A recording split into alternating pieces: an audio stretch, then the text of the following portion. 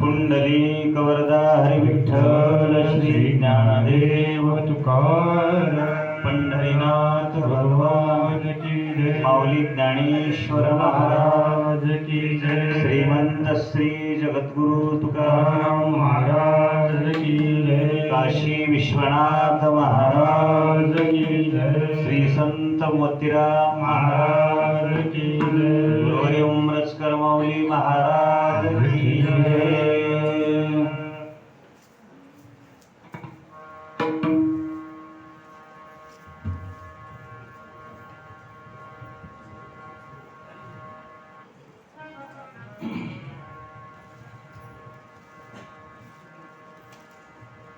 गुरुर्ब्रह्मा गुरुर्विष्णू गुरुर्देवो महेश्वरः गुरुः साक्षात् परब्रह्म तस्मै श्री गुरुवे नमः।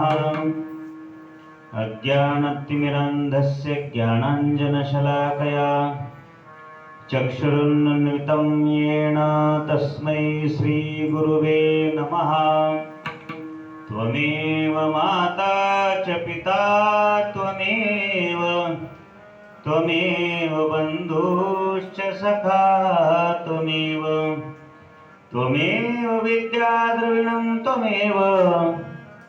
त्वमेव सर्वं मम देव। सर्वमङ्गलमाङ्गल्ये शिवे सर्वार्थसाधिके शरण्ये त्र्यम्बके गौरी नारायणी नमोऽस्तुते। यामाहुः सर्वलोकानां प्रकृतिं शास्त्रपारगाः तां धर्मचारिणीं शम्भो तं नमामि शिवां परम्। अज्ञानतिमिरान्धस्य ज्ञानाञ्जनशलाकया चक्षुरुन्मिलितं येन तस्मै श्री गुरुवे नमः। समचरणसरोजं सान्द्रनीलामुदाभं जगन्निहितपाणिं मण्डनं मण्डनानां तरुणतुलसीमाला कन्धरं कञ्जनेत्रं सदयधवलहासं विठ्ठलं चिन्तयामि। अलङ्कापुरीरम्य सिंहासनस्थं पदाम्भोजतेजस्फुटिप्रदेशं विधीन्द्रादिदेवैः सदा स्तूयमानं समाधिस्थमूर्तिं भजे ज्ञानदेवं। मनोजवं मारुततुल्यवेगं जितेन्द्रियं बुद्धिमतां वरिष्ठं वातात्मजं वानरयुद्धमुख्यं श्रीरामदूतं शरणं प्रपद्ये। वक्रतुण्ड महाकाय सूर्यकोटि समप्रभ निर्विघ्नं कुरु मे देव सर्वकार्येषु सर्वदा। प्रथम नमन करो गणनाथ प्रथम नमन करो गणनाथ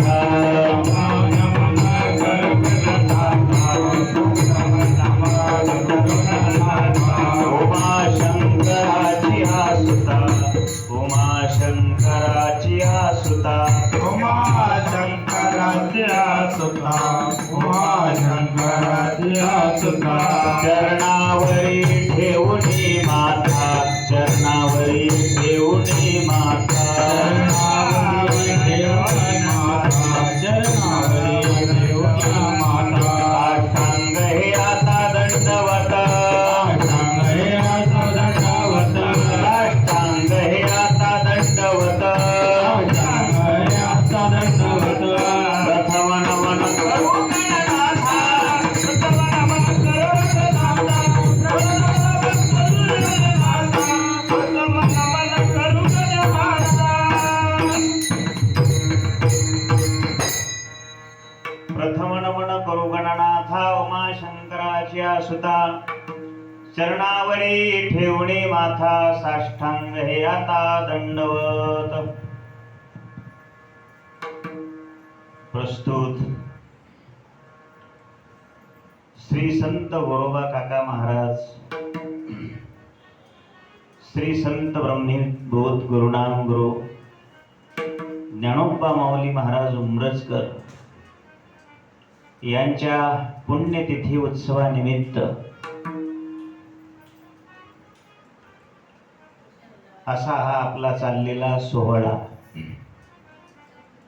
जवळजवळ 3 वर्षापासून आपण हा गुरुराम गुरु माऊलींचा सोहळा, गोरोबा काकांचा सोहळा तीर्थक्षेत्रावर करतो. आता हे 3रं वर्ष आहे आणि ज्यांच्या मार्गदर्शनाखाली, आयोजनाखाली हे सगळं चाललेलं आहे, श्री हरिभक्तिपरायण मोतीराम महाराज बनवसकर. गेल्या वर्षी पंढरपुराच्या काल्यामध्ये ठरल्याप्रमाणे पुढला सप्ताह काशीला करायचा असं ठरत असते. त्याप्रमाणे आजपर्यंत योगा आपण आज इथे येऊन पोहोचलेलो आहोत. आपण संकल्प करणारे आहोत, पण पूर्ण करणारा कोण आहे? तो भगवान शिव आहे, पांडुरंग परमात्मा. नाही,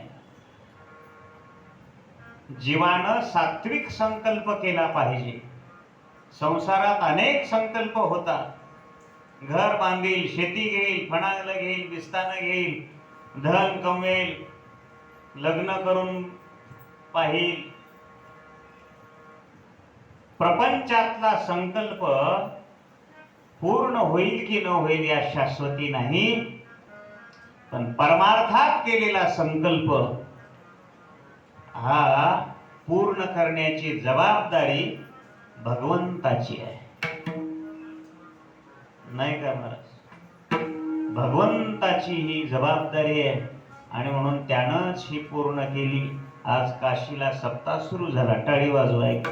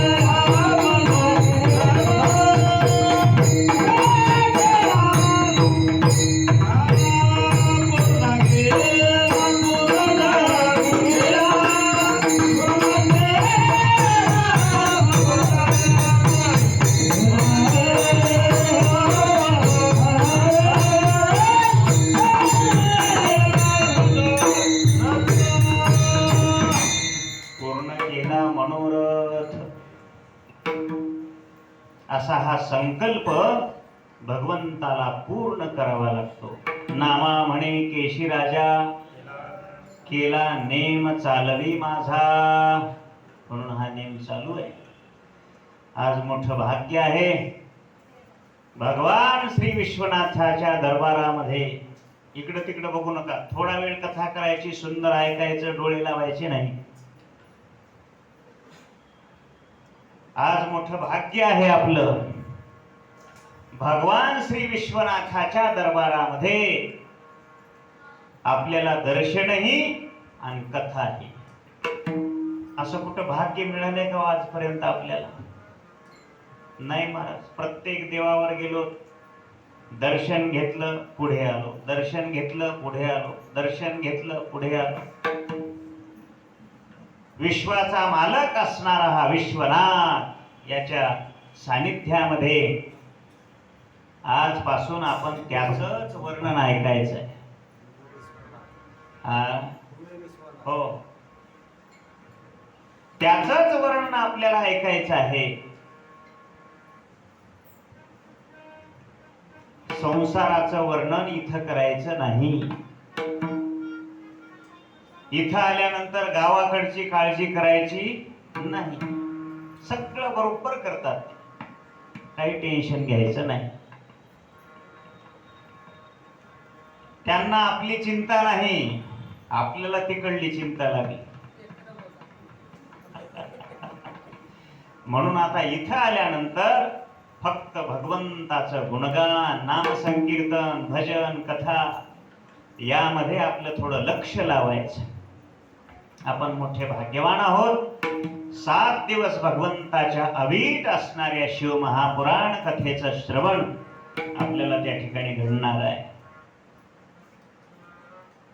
असा हा भगवान शिव आदिनाथ असणारा, ज्याच्या आधी कोणीही नाही, ज्याच्या अंतीही कोणी शिल्लक राहत नाही, तो आदिनाथ. माझा आदिनाथ आहे, माझा शंकर आहे, माझा शिव आहे. ज्या वेळेला या ब्रह्मांडाची उत्पत्ती झाली, सगळे हे शब्द ब्रह्म वेदातून निर्माण झालं. 4 वेद, ऋग्वेद, यजुर्वेद, सामवेद आणि अथर्ववेद. हे ऋग्वेद ब्रह्मदेवा, सगळे वेद ब्रह्मदेवाच्या हातामध्ये आहेत. कशा करता हे वेद निर्माण झाले? मुक्तीचं साधन म्हणून वेदामध्ये सांगितलेलं आहे. आणि याच अनुकूल असणाऱ्या वेदांना गूढ आशय प्रकट करत असताना भगवान शिवाच्या पुढे ते नतमस्तक झाले. वेद जाणो गेला, पुढे मौनावला. वेदांनी सुद्धा त्या भगवंताला जाणण्याचा प्रयत्न केला. वेदासारखा ज्ञानी कोणी नाही, वेदासारखं ज्ञान दुसरीकडे नाही, तरी सुद्धा त्या भगवंताचं वर्णन करणं अशक्य झालं. अशक्य झालं. मग महर्षी व्यासांनी वेद कळत नाही, 18 पुराणांची निर्मिती केली. महर्षी व्यासांनी सगळे हे ज्ञान व्यास महर्षी पासून पुढे आलेलं आहे. व्यासो उच्छिष्ट जगत्रयो. हे सगळं जे ज्ञान जगामध्ये आलेलं आहे, ते सगळं ज्ञान व्यास महर्षींपासून पुढे आलेलं आहे. 18 पुराणाची रचना केली. वेदांचं अध्ययन अध्यापन करण्यामध्ये त्या काळी फक्त 2-3 वर्णाचा अधिकार आहे असं सांगितलेलं आहे. हे लक्षात घेता व्यासांनी 4ही वर्ण आणि स्त्रियादिक सर्वांना मोक्ष रूप, प्रधान रूप भेटण्याकरता, भक्तीचं साधन देण्याकरता सगळ्या प्राचीन ग्रंथासहित वेदांचा आश्रय घेतला आणि 18 पुराणांची रचना केली. ब्रह्मपुराण, पद्मपुराण, विष्णुपुराण, शिवपुराण, लिंगपुराण, गरुड पुराण, नारद पुराण, भागवत पुराण, अग्निश पुराण, स्कंद पुराण, भविष्य पुराण, ब्रह्मवैवर्त पुराण, मार्कंडेय पुराण, वामन पुराण, वराह पुराण, मत्स्य पुराण, कूर्म पुराण, ब्रह्मांड पुराण, अशा प्रकारची 18 पुराण सांगितली. जवळ 17 पुराण सांगितली, पण समाधान प्राप्त झालं नाही व्यास महर्षींना. नारदांची भेट झाली. नारायण नारायण. नारदांनी विचारलं, व्यासजी महाराज, तुम्हाला समाधान तुमच्या चेहऱ्यावर दिसत नाही. एवढे तुम्ही 17 पुराण लिहिले, पण समाधान तुमच्या चेहऱ्यावर दिसत नाही, काय कारण आहे? त्यावेळेला व्यासांनी सांगितलं, काय अशी माझ्याकडून चूक झाली असेल, काय राहिलेलं असेल, मला काही कळत नाही. पण मला जे भक्तीचं अवीट अशा प्रकारचं सुख प्राप्त करून घ्यायचं आहे, ते सुख मला अजून प्राप्त झालेलं नाही. आत्मचिंतन केलं व्यासांनी. त्यावेळेला नारदांनी सांगितलं, प्रभू, सगळ्या पुराणाचं तुम्ही वर्णन केलेलं आहे, भगवान शिवाच्या लीलेचं वर्णन तुमच्या पुराणामध्ये एखाद्या करावं. त्यावेळेला व्यासांना मोठा आनंद झालेला आहे. आनंद वाटला. भगवान शिवजीचं गुणगान आता माझ्या लेखणीतून त्या ठिकाणी तयार होणार आहे आणि म्हणून आनंद वाटला. श्री शिवमहापुराणाची रचना केली.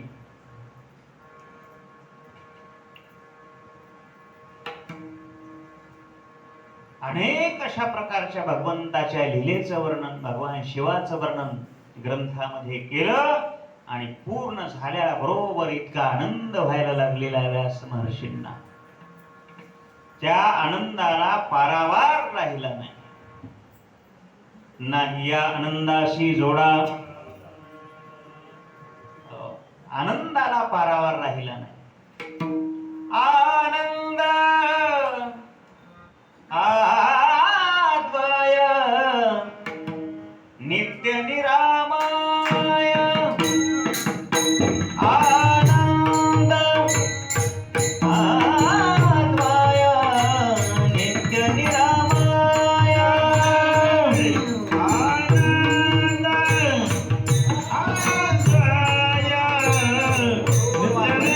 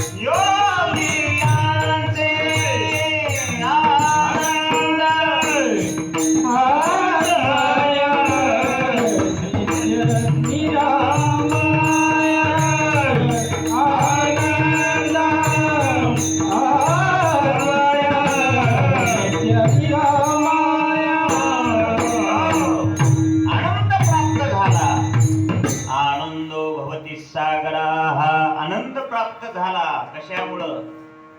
श्री शिवमहापुराण ग्रंथाची रचना व्यास महाराजांनी त्या ठिकाणी केलेली आहे. मोठा आनंद वाटलेला आहे. या पुराणामध्ये त्यांनी बऱ्याच अशा 18 पुराणामध्ये भगवंताचं वर्णन केलेलं आहे. भगवंताच्या 24 अवताराचं वर्णन भागवतामध्ये केलेलं आहे. सत्व रज तम या 3 गुणाचं महात्म्य अशा प्रकारचं सांगितलेलं आहे. ब्रह्मा विष्णू महेश या त्रिदेवांचं विशेषत्वानं त्या ठिकाणी वर्णन केलेलं आहे. लिंग पुराणामध्ये भगवान शिवाच्या निर्गुण स्वरूपाचं वर्णन केलेलं आहे. शिव महापुराणामध्ये भगवान शिवाच्या सगुण स्वरूपाचं वर्णन केलेलं आहे. भागवतामध्ये भगवान श्री विष्णूच्या स्वरूपाचं वर्णन केलेलं आहे.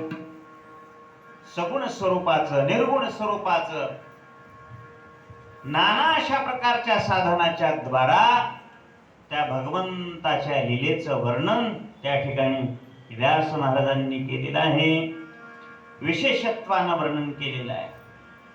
आणि ज्ञान दृढ होण्यासाठी नाना विविध अलंकार विषय वर्णन केलेले आहेत.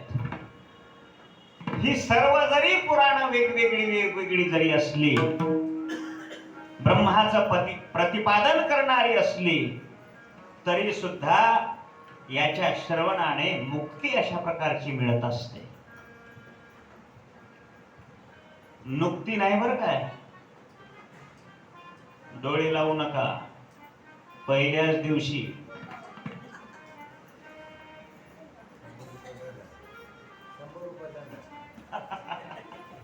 डोळे लागल्यावर 100 रुपये दक्षिणेचा दंड आहे.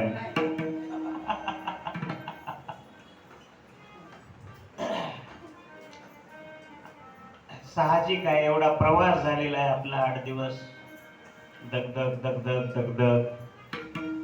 कधी ह्या वेळेत जेवण, कधी त्या वेळेत जेवण, कधी कसं कसं तरी देव आपल्याला इथवर आणलेला आहे. त्या भगवंताचे किती उपकार, आपल्याला कोणाला काही झालं नाही. टाळी वाजवा. एवढ्या दूर प्रवास करून ताप, थंडी, अंग दुखणं, सर्दी कोणाला झाली का? नाही. हो, आपले चालकच कोण होते? मारोतराय. कुठं आहे? आणि सगळं आमचं हे गाडीत नियोजन करणारे आमचे सुनील महाराज. टाळी वाजवाय. माणसाला मंदिराकडे जपून नेणं, जपून घेऊन येणं. एक माणूस विसरला, त्यांना पुन्हा घेऊन येणं कमी कार्य आहे का? मला सांगा. प्रत्येक कार्यामध्ये सगळे वेगवेगळी लोक. आमचे आचार्य महाराज रोज स्वयंपाक. आमच्या आचार्यनी माय किती सुंदर, पार्वती माय. एवढी दगदग होऊन सुद्धा सर्वांनी आपापलं कार्य विशेषत्वानं त्या ठिकाणी पार पाडलेलं आहे. तसेच आमचे वेदांताचार्य बालाजी महाराज पांचाळ, आमचे नरसिंग महाराज, आमचे कोरके महाराज, आमचे नवीन आलेले आमचे वैभव महाराज. अव संत मांदियाळीच आहे आता हे सगळी. इकडून आमचे कृष्णा महाराज परतूरकर, पुढे केशव महाराज, मोतीराम महाराज. ते तर आपले मूळच आहेत. नंदुरबारचे महाराज मृदंगाचार्य. वा, सुंदर. आणि आमचे पांडुरंग महाराज मृदंग वाजवतात आणि सिस्टम लावतात. पुन्हा टाळी वाजवा. सोबत आलेले आमचे कीर्तनकार ज्येष्ठ श्रेष्ठ नागनाथजी महाराज, त्यांचं सुद्धा कीर्तन आहे. आमची बनवस्कर मंडळी, लोह्याची मंडळी, सगळीकडली. आता किती सांगावं तेवढं कमी आहे. सगळ्या आमच्या माता मावल्या. सुंदर अशा प्रकारचा इथपर्यंत आपण प्रवास केलेला आहे. म्हणून डोळा लागणं साहजिक आहे. तरी पण डोळे असे उघडून कथा ऐका, सर्वांगाचे कान करून कथा ऐका. अशी कथा आपल्याला जन्मात कधी, आता काशीमध्ये कधी मिळेल हे आपल्याला माहित नाही. म्हणून असं हे सानिध्य, भगवान शिवाचं दर्शन आणि कथा किती मोठं भाग्य आहे. आणि ही भाग्याचीच गोष्ट आहे. आज मोठा लाभ झाला, आज मोठा लाभ झाला, आज मोठा लाभ झाला,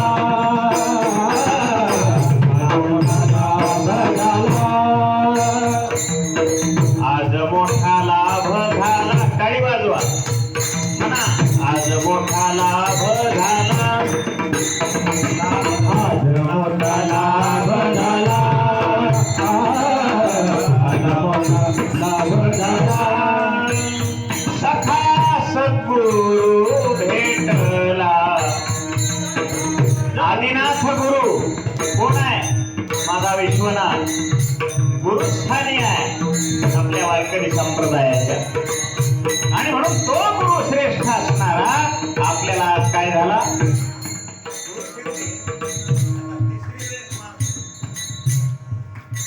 तो विश्वनाथ असणारा गुरु आज आपल्याला प्राप्त झाला. म्हणून आज मोठा लाभ झाला, आज मोठा लाभ झाला, आज मोठा लाभ झाला, आज मोठा लाभ झाला. आज मोठा लाभ झाला,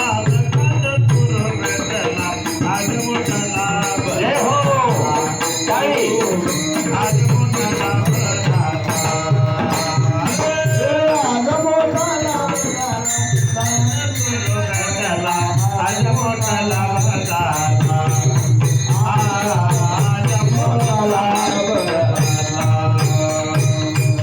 हो, आज मोठा लाभ झाला. मोठा अशा प्रकारचा लाभ आज आपल्या पदरात पडला. कोणता लाभ? नाही, मी लेकरासाठी खेळण्या घेतल्या, काशीची साडी घेतली, काशीहून उपरणं घेतलं, दस्ती घेतली, गंध घेतला, माळ घेतली. गंधमाळीचा हा लाभ वेगळा, प्रापंचिक वस्तू घेतलेला लाभ वेगळा. पण आज मात्र मोठा लाभ आपल्या पदरामध्ये जर कोणता पडला असेल तर ते हे भगवंताचं दर्शन, दिव्य अशा प्रकारचं दर्शन. महाराज देवलोक या क्षेत्राची अपेक्षा करतात. रोज देव इथे स्नानाला येतात, भगवंताचं दर्शन करतात आणि निघून जातात. त्यांना इथं राहता येत नाही, पुन्हा दुसऱ्या दिवशीच यावं लागते. पण आपल्याला इथं राहण्याचं सुद्धा सौभाग्य प्राप्त झालेलं आहे. ही मोठी आनंदाची गोष्ट आहे. असं हे शिवमहापुराण आपल्याला श्रवण करायचं आहे. वेगवेगळे अलंकारिक विषय या सर्व पुराणामध्ये प्रतिपादित केलेले आहेत. ही सर्व पुराणं काय सांगतात? ब्रह्माचं प्रतिपादन करतात. मुक्तिविधायक अशा प्रकारच्या असणाऱ्या गोष्टी या पुराणामध्ये सांगितलेल्या आहेत. व्यासांनी सर्व पुराणे वेगवेगळ्या देवतांच्या उद्देशाने लिहिलेले आहेत. कोणाला भगवान शिवाची भक्ती आवडते, कुणाला विष्णूची भक्ती आवडते, कुणाला देवीची भक्ती आवडते, कुणाला श्री गणेशाची भक्ती आवडते. शास्त्रामध्ये देव पंचायतन सांगितलेलं आहे. 5 देवता प्रमुख सांगितल्या. भगवान विष्णू, भगवान शिव, आदिशक्ती माता पार्वती, सूर्यदेव आणि भगवान श्री गणेश. हे पंचायतन, देव पंचायतन. म्हणून आपल्या घरामध्ये हे 5 देव असणं अत्यंत आवश्यक आहे. आम्हाला काही काही घरामध्ये पाहायला मिळतात, आबा बाबा 100 देव. महाराज किती देव? 100 देव. म्हणलं एवढे कोणते देव आहेत? हे माझ्या सासूचा विठ्ठल रुक्माई, हे आज्या सासूचा विठ्ठल रुक्माई, हे माझा विठ्ठल रुक्माई. अरे रे किती देव! एवढे देव नको. देव पंचायतन सांगितलं. 5 देव आपल्या देवाऱ्यामध्ये, एखादा कुलदैवत, अशा प्रकारचे 5-7 देव असावे. आणि या देव पंचायतनामध्ये भगवान शिव हे अत्यंत अशा प्रकारचे महत्वाचे, पूजनीय मानलेले आहेत. आणि हे ब्रह्माचं प्रतिपादन करण्याकरता वेगवेगळ्या उद्देशानं वेगवेगळ्या देवतांचं वर्णन या पुराणामध्ये केलेलं आहे. सर्व पुराणामध्ये तिन्ही देवांचं आणि त्यांच्या शक्तीचं महात्म्य सारखं वर्णन केलेलं आहे, भेदाभेद केलेला नाही. त्रिदेव अशा प्रकारचे आहेत, ब्रह्मा, विष्णू, महेश. त्यांची उपासना, त्या उपासनेची फलश्रुती, सर्व गोष्टी सारख्या सांगितलेल्या आहेत. आणि ते तिन्ही अभेद आहेत, त्यांच्यामध्ये भेद नाही. जर त्या देवामध्ये कुणी भेद करीत असेल तर तो भक्त नाही, तो अभक्त आहे, दंडाला तो पात्र आहे. असं स्पष्टपणानं वेगवेगळ्या ठिकाणी प्रतिपादन केलेलं आहे. त्यामुळे ही सर्व पुराणं सर्वश्रेष्ठ आहेत. कोणतंही पुराण कनिष्ठ नाही, कोणतंही श्रेष्ठ, सगळे श्रेष्ठ आहेत. यामध्ये भेदाभेद करायचा नाही. सगळे पुराण श्रेष्ठ सांगितलेले आहेत. या पुराणामध्ये असं सांगितलं म्हणून तो कनिष्ठ, त्या पुराणामध्ये हे सांगितलं म्हणून हे कनिष्ठ, असं विचार करायचा नाही. तैसे मूळ सिंचने सहजे शाखा पल्लवती संतोषती. चुकलं की सांगायला आहेतच आमचे श्रेष्ठ महाराज. तसं हे श्रीगुरूची भक्ती, भगवान शिवाची भक्ती. त्याचा पूर्वार्ध काय आहे महाराज? नाही,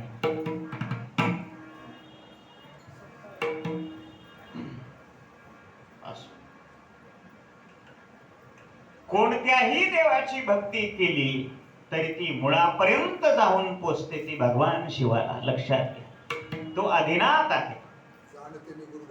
हा, म्हणून जाणतेने गुरु भजिजे, तेने कृतकार्य होईजे, तैसे मूळ सिंचने सहजे, शाखा पल्लव संतोषती. वा, अशी ओवी देणारे असले की आता भाव हे शिवकथा बंदच करायची नाही.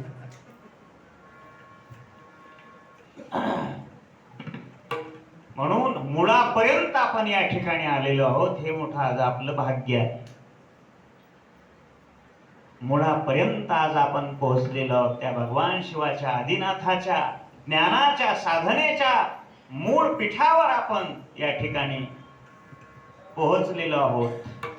ही काशी, काशी, काशी म्हणजे साधारण नाही. ज्या ज्या वेळेला या ब्रह्मांडाचा प्रलय होईल, लक्षात घ्या, डोळे उघडून ऐका.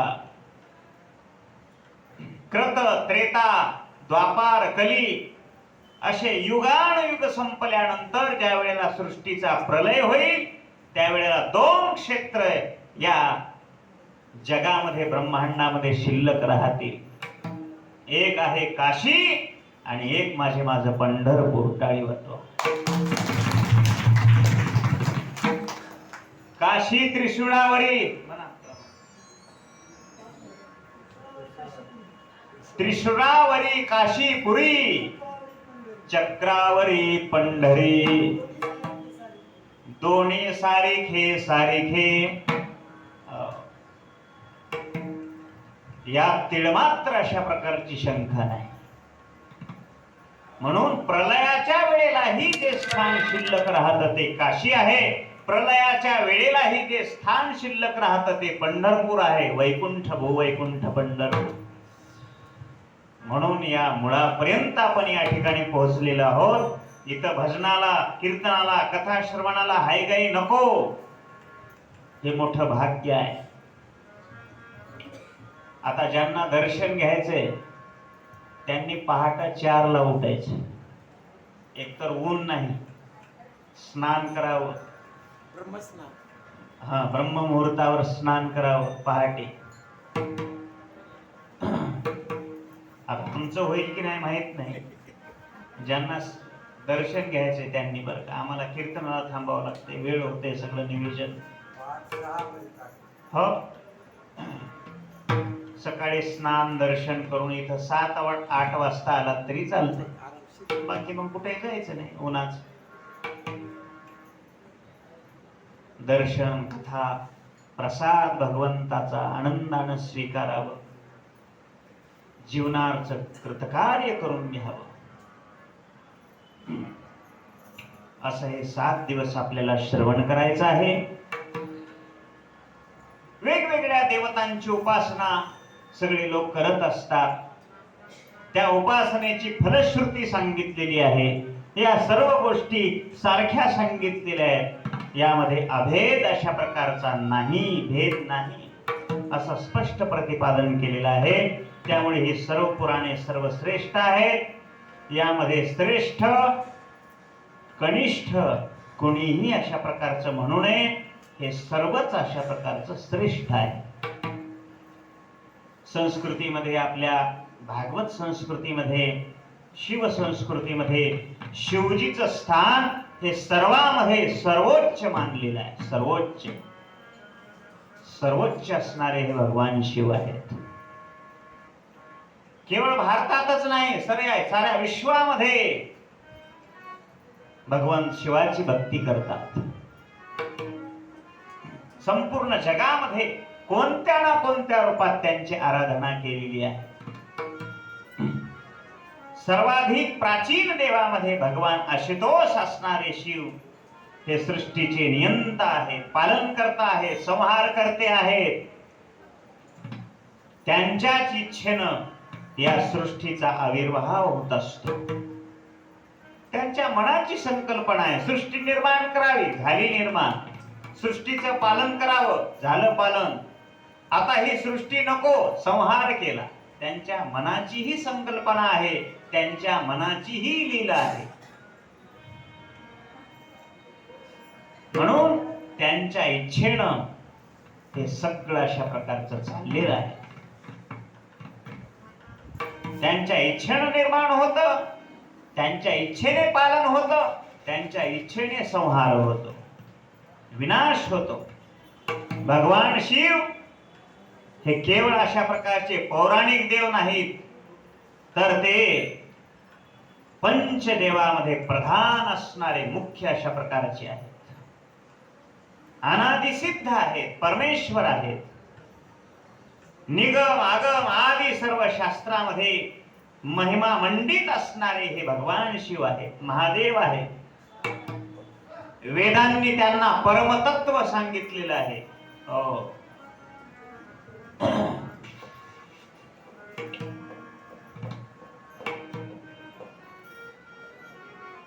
शिवशक्ती समावेशन सांगत असताना मोठं गोड सांगितलेलं आहे ज्ञानोबा आहे.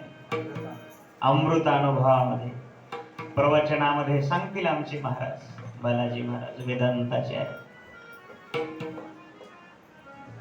म्हणून हे भगवान शिव अशा प्रकारचे काय आहेत, प्रधान आहेत, अनादिसिद्ध आहेत. वेदांनी त्यांना परमतत्व मानलेलं आहे. अव्यक्त आहेत, अजन्मा, ज्यांचा जन्म नाही असे भगवान शिव. कोण सांगेल भगवान शिवाचा जन्म कुठे झाला? आई वडील कोण आहेत? नाही, कोणी सांगू शकत नाही. अजन्म आहेत आणि सर्वांचे कारण आहेत. सर्वाचं कारण कोण आहे? भगवान शिव आहेत. सर्वाचं कारण ते आहेत. विश्व प्रपंचाचे स्वामी आहेत.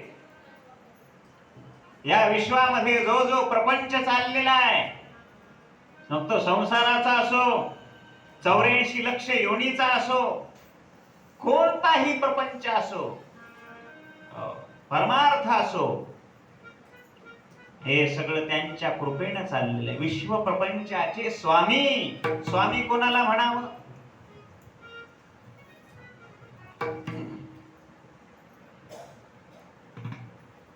आपल्या इंद्रियासहित इंद्रियाच्या विजयावर, कामनेवर ज्यांनी स्वामित्व अशा प्रकारचं प्राप्त करून घेतलेलं आहे, सगळ्या विकारावर स्वामित्व प्राप्त करून घेतलेलं आहे, आधिपत्य प्राप्त करून घेतलेलं आहे, त्याला स्वामी म्हणावं.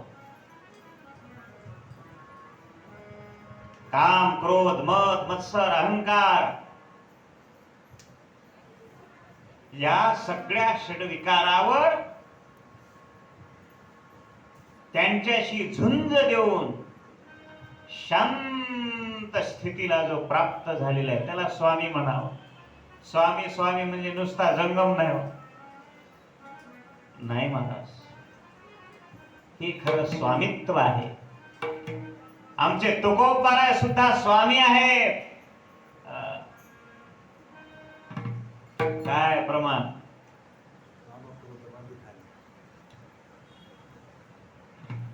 आरती मध्ये आहे पहा.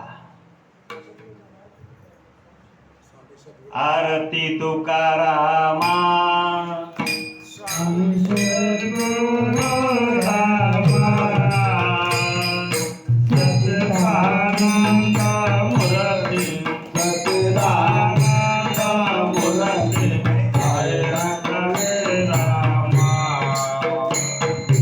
आरती तुकारामा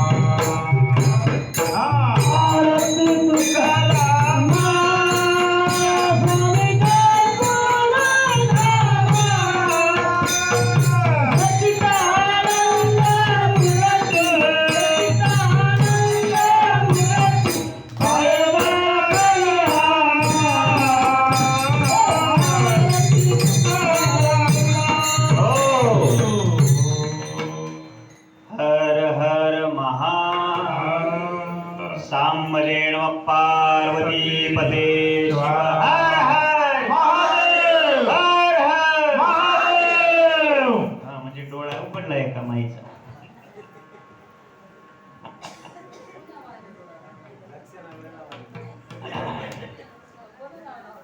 स्वामी इंद्रियावर विजय मिळवणारा, विकारावर विजय मिळवणारा तो स्वामी आहे. तसे भगवान शिवजी स्वामी आहे आणि माझे तुकोबाराय सुद्धा स्वामी आहे. आरती तुकारामा स्वामी. खोटं आहे का?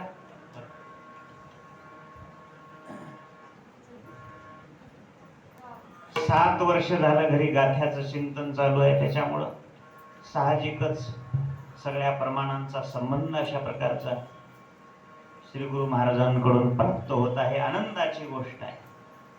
स्वामी तुकोबाराय स्वामी स्थितीला प्राप्त झालेले आहेत आणि म्हणून भगवान शिवजी सुद्धा काय आहेत? प्रपंचाचे स्वामी आहेत असं संबोधून त्यांचं गुणगान त्या ठिकाणी केलेलं आहे. श्रुतींनी स्वयंभू शांत प्रपंचातीत, प्रपंच करून सुद्धा प्रपंचातीत असणारे ते कोण आहेत? भगवान शिवजी. आपल्याला राहता येईल का? शक्य नाही. आपला प्रपंचही धन नाही, परमार्थही धन नाही.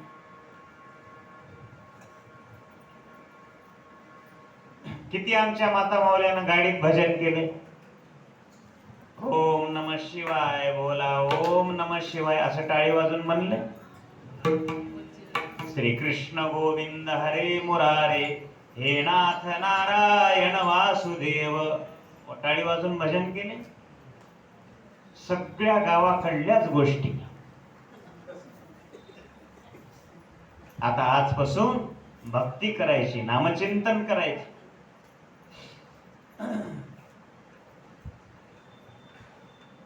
प्रपंचातीत असो, प्रपंच करून सुद्धा त्याच्या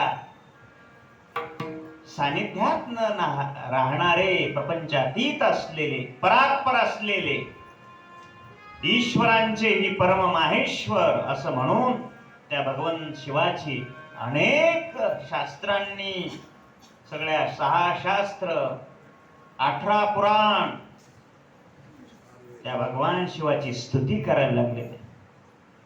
18 पुराणे शिवलीला गाती, 18 पुराणे शिवलीला गाती, 18 पुराणे शिवलीला गाती, पुराणे शिवलीला गाती. ऐसा उमापती समर्थ जो, शिवलीला गाती,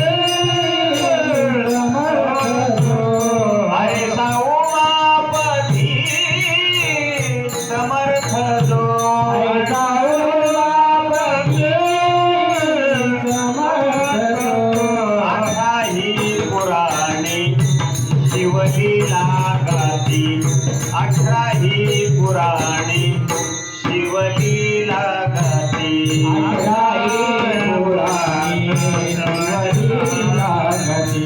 18 पुराणे शिवलीला गाती. 18 पुराणे शिवलीला गाती. शिवलीला म्हणजे भगवंताच्या लीलेचं वर्णन सगळ्या पुराणांनी केलेलं आहे, शास्त्रांनी केलेलं आहे.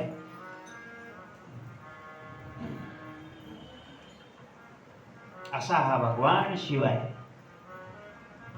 भक्तांना भोग देणारा, मोक्ष देणारा, रूप देणारा, सुख देणारा तो भगवान शिव आहे.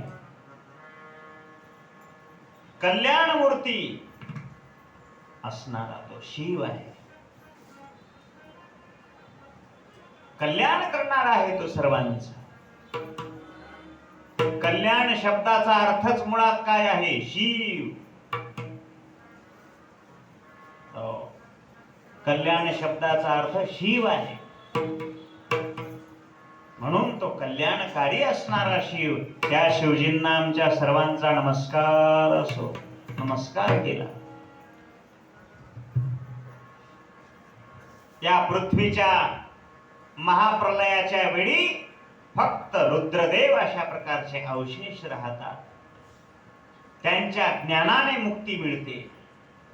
त्रैलोक्याचे पिता असणारे, त्रिकालाबाधित सत्य असणारे, वेदरूप आकार उकार मकार या 3 पदांनी सिद्ध होणाऱ्या, पृथ्वी अंतरिक्ष स्वर्ग रूप नेत्र असलेल्या शिवजींचं त्या ठिकाणी आपण पूजन केलं पाहिजे.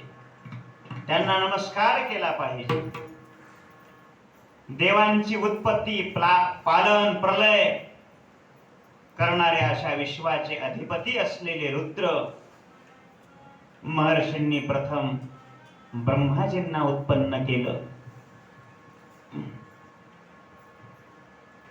ते त्या ठिकाणी आमच्या बुद्धीला श्रेष्ठ कार्यामध्ये प्रवृत्त करोत. महादेवांच्या ज्ञानाने मुक्ती मिळत असते. याशिवाय मुक्तीचं साधन दुसरं नाही. म्हणून अनेक ग्रंथामध्ये या भगवान शिवलीलेचं वर्णन केलेलं आहे. अशा प्रकारे प्राचीन ग्रंथ, पुराणांनी, शास्त्रांनी, उपनिषदांनी सुद्धा एकमेव असणारे शिवजींनाच गौरव केलेला आहे. कारण तो भगवान शिव, शिव शब्दाचा अर्थ कल्याण आहे. कल्याण, आपल्या सर्वांचं कल्याण होणार हे शिव आहे. कल्याण स्वरूपी कल्याणी रमण, नाम ही कल्याण प्रदजाचे. कल्याणी स्वरूप कल्याणी रमण, कल्याणी स्वरूप कल्याणी रमण. कल्याण स्वरूप कल्याणी रमण, कल्याण स्वरूप कल्याणी रमण.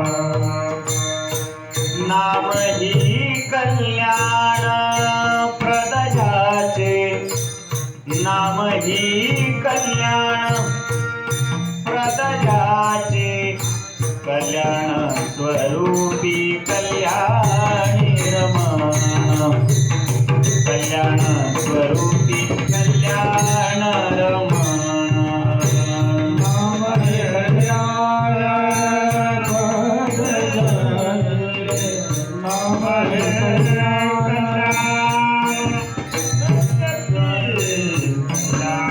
स्वरूपी कल्याण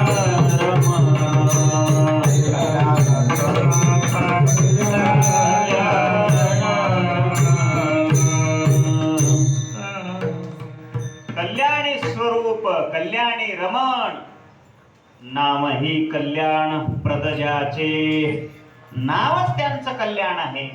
त्याच्यामुळे आपलं कल्याण होईल की न होईल त्यात आपण शंका करू नये.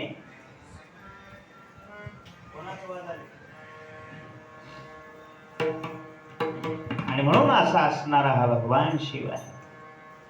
कल्याण स्वरूप, कल्याण प्रददाता परब्रह्माच्या या कल्याण रूपाची उपासना उच्च कोटीचे सिद्ध करतात. भगवान शिवाची आराधना सिद्ध किती आहेत? सिद्ध किती आहेत? म्हणा की मग.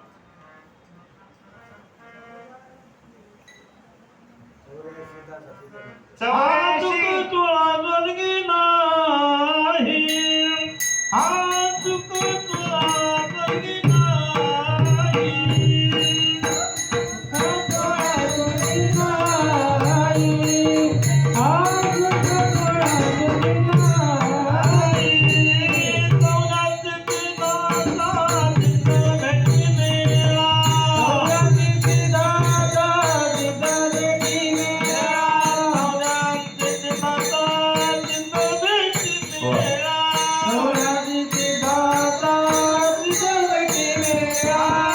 सुख तुला जलगी नाही, आज सुख तुला जलगी नाही, आज सुख तुला जलगी नाही, आज सुख तुला जलगी नाही.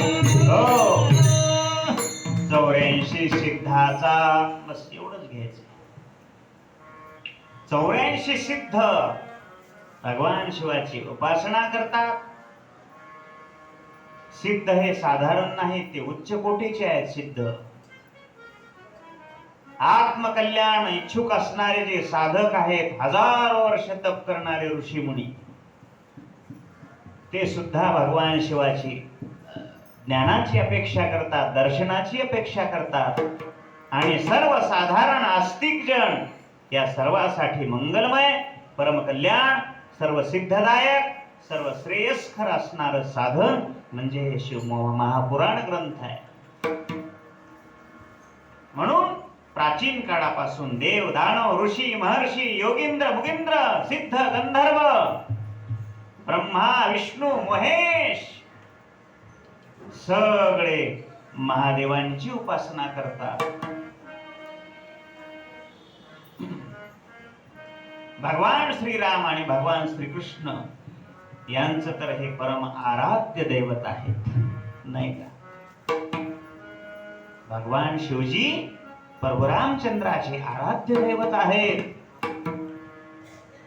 भगवान श्रीकृष्णाचे आराध्य भगवान शिव आहेत.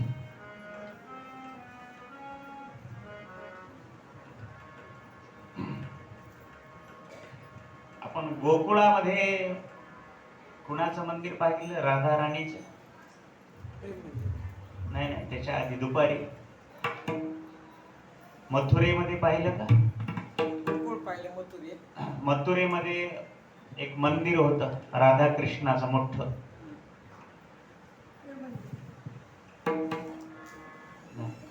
दुपारी बघलेलं. हा, मथुरेमध्ये त्या ठिकाणी सगळीकडे फोटो लावल्या होत्या पहा. भगवान श्रीकृष्ण परमात्मा भगवान शिवजीचं तप करत असताना त्या ठिकाणी एक श्लोक होता. सुंदर असं ते दृश्य. भगवान श्री प्रभू रामचंद्र अयोध्येमध्ये लंकेकडे जात असताना पूल बांधण्याच्या अगोदर भगवान रामेश्वराची स्थापना त्या ठिकाणी केली, आराधना केली. म्हणून भगवान प्रभू रामचंद्र, भगवान श्रीकृष्ण हे सतत त्या भगवान शिवाच्या आराधनेमध्ये असतात. श्री शिवा पुराण हे एक प्रमुख आणि सुप्रसिद्ध पुराण आहे. शिव प्रभूंना अत्यंत प्रिय असलेलं हे पुराण आहे. हे शिव महापुराण जर श्रवण केलं तर हे प्रत्यक्ष शिवतीर्थ आहे. आता आपल्याला 2 शिवतीर्थ घडणार आहे. एक शिव महापुराणाचं तीर्थ, दुसरं काशी क्षेत्र विश्वनाथाच. तिथं जाऊन आलो ते तीर्थ घडलं, पुन्हा इथं आलो हे तीर्थ घडलं. किंबहुना त्याच तीर्थामध्ये दुसरं तीर्थ आपण श्रवण करतो, म्हणजे ते शिव कथा तीर्थ आहे. आणि म्हणून हे शिव ज्ञानाचं महाभांडार असणारा हा शिव महापुराण आहे. या सद्ग्रंथामध्ये परात्पर परमात्मा पावन शिवतीर्थ आहे. सगळ्या भक्तांचं सर्वस्व या शिवकथेमध्ये आहे. शिव ज्ञानाचं महान भांडार आहे. या सद्ग्रंथामध्ये परात्पर परब्रह्म महेश्वराच्या शिव म्हणजे कल्याणकारी स्वरूपाचं तात्विक विवेचन सांगितलेलं आहे, रहस्य सांगितलेलं आहे, महात्म्य सांगितलेलं आहे. उपासनेचं, वेगवेगळ्या उपासनेचं विस्तृत वर्णन करून सांगितलेलं आहे. नाना विविध झालेले शिव अवतार, भगवान शिवाचे अवतार कसे झाले, कुठे झाले, काय झाले, याचं सगळं वर्णन शिव महापुराणामध्ये केलेलं आहे. अद्भुत असणाऱ्या शिवलीलेचं, भगवान शिवाची पूजा पद्धती कशी आहे, शिक्षाप्रद गंभीर अशा प्रकारच्या रोचक असणाऱ्या कथा या ठिकाणी आपल्याला ऐकायला मिळतात. हे शिवमहापुराण ग्रंथ, या ग्रंथामध्ये एकूण 7 संहिता सांगितलेल्या आहेत, 11 खंड सांगितलेले आहेत आणि 24,000 श्लोक या शिवमहापुराणाचे सांगितलेले आहेत. एवढा मोठा हा शिवमहापुराण ग्रंथ पवित्र. आज मुख्य आपल्याला हेच पाहायचंय. प्रस्तावना काय सांगितलेलं आहे. श्रीमद भागवताचे 18,000 श्लोक, शिवमहापुराणाचे 24,000 श्लोक,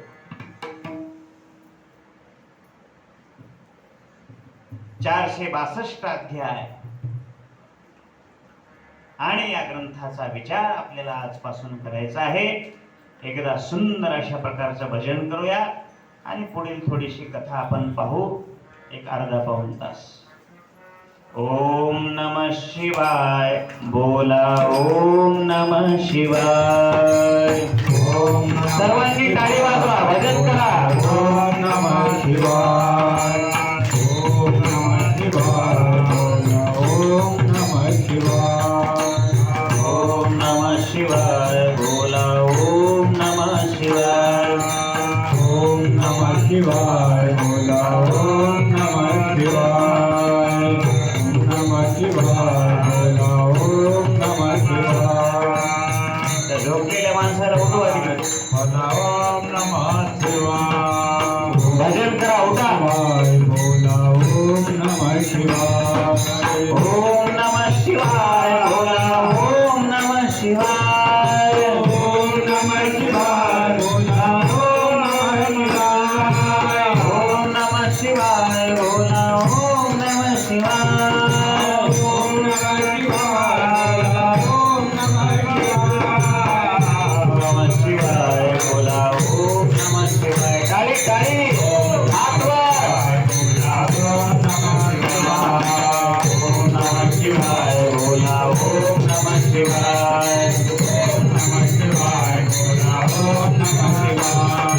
नमः शिवाय. ओम नमः शिवाय.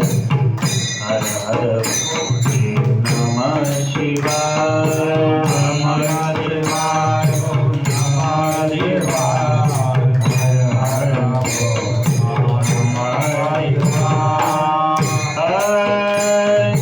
नमः शिवाय. ओम नमः शिवाय. हर हर बोल. नमः शिवाय. नमः शिवाय. ओम नमः शिवाय. हर हर भोले. नमः शिवाय. विश्वेश्वराय शिव विश्वेश्वराय. हर हर भोले. नमः शिवाय. बोला बोला.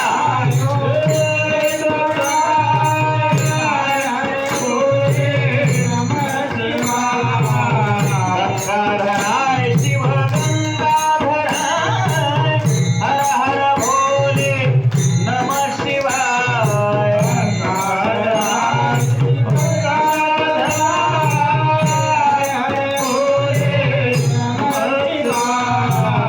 जटाधराय शिव जटाधराय.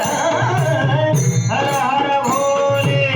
नमः शिवाय. जटाधराय शिव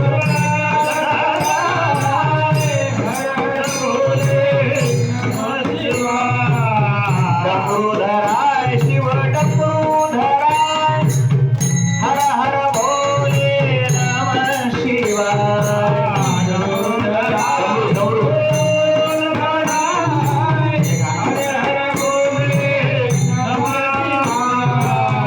डमरूधराय शिव त्रिशूलधराय. हर हर भोले. नमः शिवाय. काय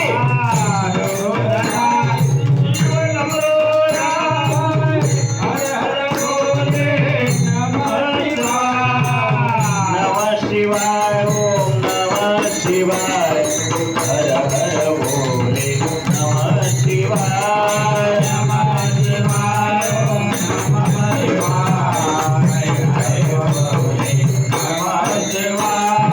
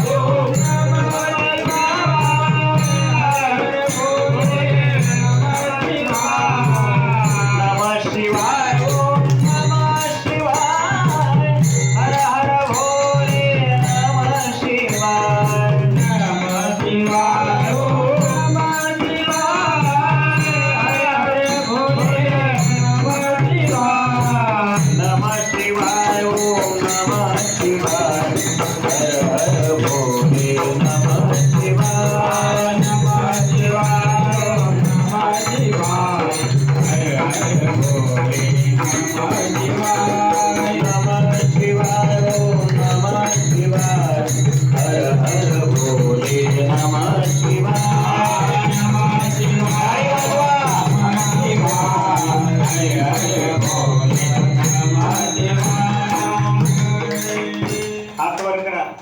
गावाकडली लोक बघतील हे शूटिंग व्हायली. घरचे म्हणतील आमच्या माईचा हात वरीच आहे ना गेला. काय झाली? सर्वांनी टाईट हात करूया. हर हर महादेव. हर